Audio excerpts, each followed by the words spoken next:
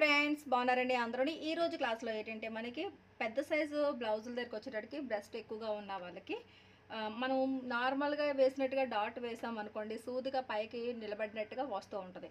అప్పుడు ఆ బ్లౌజ్ వాళ్ళు అడ్జస్ట్ అవ్వలేరనమాట. ఒకటి చెస్ట్ హెవీగా ఉంటుంది, అది కాకుండా దానికి తగ్గ కప్పు రాకుండా కొద్దిగా మనకి ఏంటంటే అది ఇలా పైకి వచ్చేటప్పటికి అది బ్లౌజ్ అనేది చాలామంది ఇష్టపడరు. కాదు రౌండ్ షేప్ వచ్చినట్టుగా అలా నోకు వచ్చినట్టుగా సూదిగా కాకుండా రౌండ్ షేప్ వచ్చినట్టుగా కావాలి అని చెప్పేసి అడుగుతారు. అలాంటప్పుడు ఏం చేయాలంటే హెవీ బ్రెస్ట్ ఉన్న వాళ్ళకి ఎప్పుడూ కూడా ఇక్కడ షేప్ దగ్గర నుంచి 3 ఇంచీల దగ్గరికి ఫస్ట్ వదిలేయాలి. సరేనండి, ముందు 3 ఇంచులు వదిలేయాలి. ఆ తర్వాత ఇక్కడి నుంచి ఇక్కడికి 3 ఇంచీల దగ్గరికి ఒక మార్కింగ్ చేయండి. అంటే డాట్ వెడల్పు అన్నది 3 ఇంచీలు అనమాట. సరేనండి, ఇప్పుడు ఇక్కడి నుంచి 2 ఇంచీలకి ఒక మార్కింగ్ చేసుకోండి. ఇక్కడ ఆర్మ్ రౌండ్ ఉంటుంది కదా, డౌన్ ఉంటుంది కదా, ఈ కార్నర్ పాయింట్, ఈ కార్నర్ దగ్గర నుంచి కింద భాగం వైపుకి ఎప్పుడు కూడా ఎవరికైనా డాట్ అన్నది వస్తుంది. ఇక్కడ నుంచి ఈ కార్నర్ దగ్గర నుంచి ఒక 1/2 ఇంచ్ అన్నది ఒక మార్కింగ్ చేయండి. దాని తర్వాత ఇంకొక 1/2 ఇంచ్కి ఇంకొక మార్కింగ్ చేయండి. దీని కిందని చేసి 1/2 ఇంచు, తర్వాత ఇంకొక 1/2 ఇంచు. ఈ రెండిట్ల దగ్గర కట్స్ పెడితే రెండు ఇలా ఫోల్డింగ్ వచ్చి మధ్యలో ఫోల్డింగ్ వస్తుంది. ఈ రెండిట్ల దగ్గర కుట్టు వస్తుంది. సరేనండి, ఇప్పుడు ఈ డాట్స్ని అంటే ఇప్పుడు మనం మార్కింగ్ పెట్టిన మార్కింగ్స్ని కట్స్ పెట్టుకోవాలి. ఇలా కట్ పెడితే కింద లేయర్ కూడా మీకు కట్ అవుతుంది. అప్పుడు ఇంక ఏ మార్కింగ్లు చేయాల్సిన అవసరం లేదు. ఆ కట్స్ని పెట్టి ఫోల్డ్ చేసుకుని స్టిచ్చింగ్ చేసేసుకోవడమే. చూడండి ఇలా. ఆ తర్వాత ఇక్కడ కూడా ఆర్మ్ రౌండ్ దగ్గర ఈ రెండిట్లని కూడా మీరు కట్స్ పెట్టండి ఇక్కడ. సరేనా, ఇప్పుడు ఈ కిందనున్న 2 కట్స్ ఉన్నాయి చూసారా, ఈ 2 కట్స్కి ఇలా కలిపి ఇలా పట్టుకోండి. 2 కట్స్ కలిపి పట్టుకుంటే మీకు ఆటోమేటిక్గా డాట్ అన్నది క్రియేట్ అవుతుంది. సరేనా, ఇప్పుడు ఇలా ఫోల్డింగ్ చేసిన తర్వాత ఇక్కడ నుంచి కింద నుంచి ఒక 2.5 ఇంచీల దగ్గరికి ఈ డాట్ పొడవు అన్నది మనం తీసుకుంటాం. సరేనండి, మామూలుగా కూడా అలాగే తీసుకుంటాం. ఇప్పుడు ఈ కట్ట దగ్గర నుంచి ఈ మార్కింగ్కి ఇలాగ కలిపేసుకుంటారు. ఇప్పుడు మనకి కావాల్సినంత ఈ మార్కింగ్కి కావాల్సినంత అంటే డాట్కి షేప్కి కావాల్సినంత లూజ్ ఇక్కడ మనం క్రియేట్ చేసాం. కానీ ఇక్కడి నుంచి ఇక్కడికి ఈ మధ్య భాగంలోని చిన్నది ఇలా కర్వ్ వచ్చినట్టుగా లైట్గా ఒక పావించు కూడా కాదండి, ఒక రవ్వ అంతా ఇలా కర్వ్ వచ్చేటట్టుగా ఇలా ఇంతవరకు తీసుకొచ్చి ఇక్కడ ఇలా సడన్గా ఆఫ్ చేసే కన్నా ఇక్కడికి ఇలా కొద్దిగా ఒక పావించ్ అని ఇలా పైకి ఇలా స్ట్రైట్గా వచ్చి ఇక్కడ ఇలా రఫ్ చేసేస్తే మీకు అది రౌండ్ షేప్ అన్నది వస్తుంది. చూడండి, స్టిచ్చింగ్ కూడా చూపిస్తున్నాను.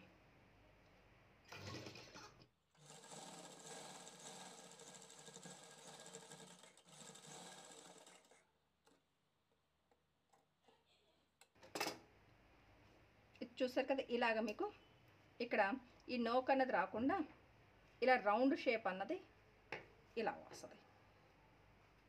షేప్ రౌండ్గా వస్తుంది అనమాట. సేమ్ అదే రకంగా ఈ డాట్ కూడా స్టిచ్చింగ్ చేసుకోవాలి. ఈ 2 కట్స్ని కలిపి ఇలా పట్టుకోండి. ఇలా పట్టుకుంటే ఆటోమేటిక్గా మీకు ఒక డాట్ అన్నది ఇలా ఫోల్డ్ అవుతుంది. ఇక్కడ నుంచి కింద నుంచి ఇలా 2.5 ఇంచీల దగ్గరికి ఒక మార్కింగ్ చేసుకోండి. దాని తర్వాత ఈ కట్ దగ్గర నుంచి ఇక్కడికి ఇలా కలపండి. మళ్ళీ చూపిస్తున్నాను చూడండి. ఇలా కలిపిన తర్వాత ఇక్కడి నుంచి స్టార్ట్ చేసినప్పుడు ఇక్కడే స్టార్ట్ చేస్తాయి, కట్స్ దగ్గరే స్టార్ట్ చేసి ఈ మిడిల్లోకి వచ్చేటప్పటికి లైట్గా ఒక రవ్వ అంతా ఇలా రౌండ్ వచ్చేటట్టుగా ఇలా రౌండ్ తీసి ఇక్కడికి మళ్ళీ ఈ మార్కింగ్కి ఈ 2.5 మార్కింగ్కి కలిపేసుకోవాలి. కలిపేసుకొని ఇక్కడి నుంచి ఒక 1/2 ఇంచ్ అన్నది ఇలా పైకి రఫ్ చేయడం కోసం ఇలా స్ట్రైట్గా రఫ్ చేయండి.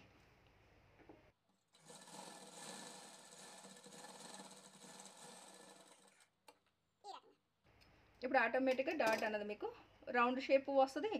ఆ 3 ఇంచీలు మనం తీసుకున్నాం కాబట్టి ఆ లూజు కూడా వస్తుంది.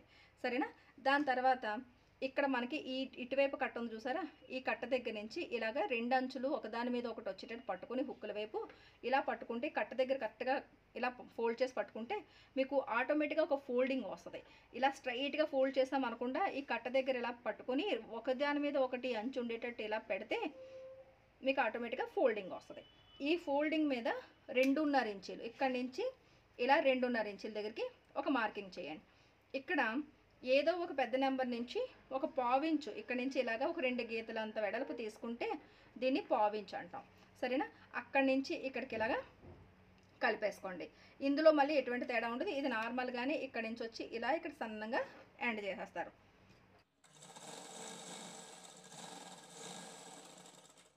అదే రకంగా ఇటువైపు డాట్ కూడా స్టిచ్చింగ్ చేస్తారు. ఇది చూసారు కదా, ఈ కట్ట దగ్గర ఇలాగా పట్టుకొని 2 అంచులు ఒకదాని మీద ఒకటి పెట్టండి. పెట్టి ఇలా ఈ ఫోల్డింగ్ దగ్గరికి ఇలా తీసుకురండి. తీసుకొచ్చిన తర్వాత ఇప్పుడు ఇంచీ టేప్ తీసుకుని 2.5 ఇంచీలు డాట్ పొడవు మార్కింగ్ ఫస్ట్ చేసుకోవాలి. ఆ తర్వాత ఇక్కడ పావించ్ మార్కింగ్ అన్నది ఇలా పెట్టుకోవాలి. ఇప్పుడు ఈ పావించ్ దగ్గర నుంచి ఈ మార్కింగ్కి ఇలా కలిపేసుకోవాలి.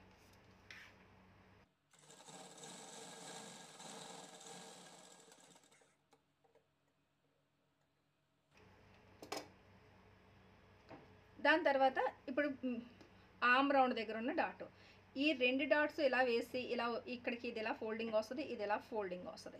ఈ 2 ఫోల్డింగ్లు దగ్గర ఒక దగ్గర టచ్ అవుతుంది. అదే మీకు చెస్ట్ పాయింట్ అనమాట. ఆ పాయింట్ని పట్టుకుని ఈ 2 కట్స్ ఉన్నాయి చూసారా, ఈ కట్స్ 2 కలిపి ఇలా పట్టుకుంటే మీకు ఆటోమేటిక్గా ఈ ఫోల్డింగ్ అన్నది వస్తుంది. లైనింగ్ బ్లౌజ్ సిల్క్ క్లాత్ అనుకోండి, ఇక్కడ ఇలాగా మనం వేలుతోని ఇలాగ తడిమితే ఆ క్లాత్ని కరెక్ట్గా ఫోల్డింగ్ దగ్గరికి ఇచ్చుకోండి, ఒకవేళ లూజ్ ఉంటే కనుక. సరేనా? అప్పుడు ఇలా ఫోల్డింగ్ చేసుకున్న తర్వాత ఇక్కడి నుంచి పైనుంచి ఇలా కిందకి కరెక్ట్గా ఇక్కడ మనకి దగ్గరికి వచ్చేయకుండా వీళ్ళకి 3.5 వరకు పెట్టినా సరే సరిపోద్ది. సరేనా? 3.5 వరకు పెట్టినా సరిపోద్ది. ఇప్పుడు ఈ కట్ట దగ్గర నుంచి ఇక్కడికి ఇలాగ కలిపేసుకోండి. మామూలుగా 4 పెడతాము, 4 పెట్టచ్చు. ఒక 3.5 పెడితే ఇంకా ఇక్కడ లూజ్ ఎక్కువగా ఉంటుంది. మనకి షేప్ క్లియర్గా మనకి పైకి వచ్చినట్టు ఉండకూడదు కాబట్టి 3.5 ఇంచుల దగ్గరికి మార్కింగ్ చేసుకోండి.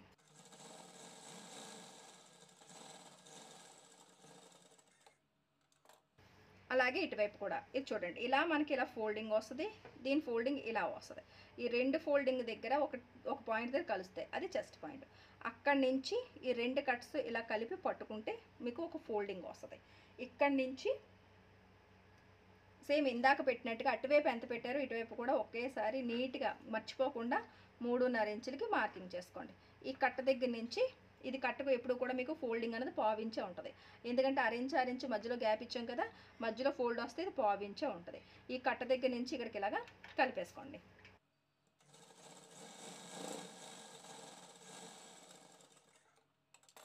అంతే. ఇలా కొద్దిగా పెద్ద సైజులు ఉండి చెస్ట్ షేప్ మాకు మరీ సూదిగా వచ్చినట్టుగా కాకుండా రౌండ్ షేప్ కావాలి అని అనుకున్నప్పుడు ఇలాంటి డాట్స్ అన్నది చిన్న తేడా చేసి స్టిచ్చింగ్లో ఇప్పుడు మనం మార్కింగ్లో ఎటువంటి స్టిచ్చింగ్ చేయలేదండి, ఓన్లీ స్టిచ్చింగ్లోని కొద్దిగా మనం చిన్న తేడా చేసేటట్టుగా ఏంటంటే మీకు ఆ షేప్ అన్నది క్రియేట్ అవుతుంది. స్టిచ్చింగ్ చేసిన తర్వాత కూడా ఎప్పుడు కూడా మనకి డాట్స్ ఇక్కడ హుక్ బెల్ట్లు అన్నవి 2 సమానంగా రావాలి, డాట్స్ అనేవి ఎదురెదురుగా రావాలి. ఇలా అయితేనే మీరు కరెక్ట్గా మార్జిన్ తీసుకున్నారు అని అర్థం. సరేనా? ఇలాగా పెద్ద సైజు వాళ్ళకి స్టిచ్చింగ్ చేస్తే పర్ఫెక్ట్గా కుదురుతుంది. ఇంకా ఎక్కడికి వెళ్ళకుండా మీ దగ్గరే స్టిచ్చింగ్ చేయించుకుంటారు. సరేనా? వీడియో నచ్చినట్లయితే కనుక ఒక లైక్ ఇవ్వండి. మన లక్ష్మీ ఫ్యాషన్ వాళ్ళ ఛానల్ని సబ్స్క్రైబ్ చేసుకోవడం మర్చిపోకండి. మళ్ళీ నెక్స్ట్ క్లాస్లో కలుద్దాం.